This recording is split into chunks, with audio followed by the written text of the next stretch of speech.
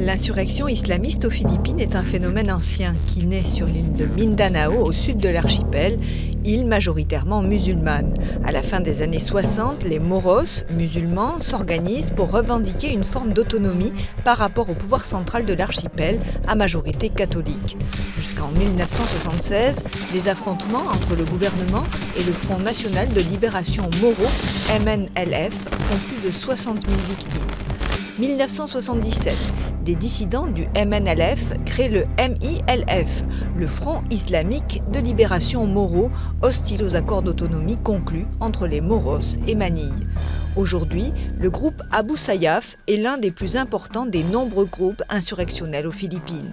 Formé dans les années 90 par d'anciens membres du MNLF et financé par Al-Qaïda, il s'est spécialisé dans les enlèvements de Philippins et d'étrangers.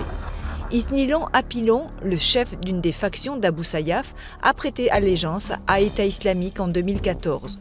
On le considère comme l'émir d'E.I. en Asie du Sud-Est. Mais cet engagement idéologique est contesté par des experts qui estiment qu'Abu Sayyaf est davantage une organisation criminelle qu'un groupe religieux. Maoté, un autre groupe qui ne compte que quelques centaines d'hommes armés dans ses rangs, protège Isnilon Apilon. Depuis mai 2017, le président Rodrigo Duterte a lancé une opération militaire d'envergure et décrété la loi martiale sur Mindanao. Son objectif est de déloger les combattants islamistes de la ville de Marawi et empêcher la création d'un califat dans le sud des Philippines. En plus de 40 ans de guérilla, l'insurrection a fait 120 000 morts.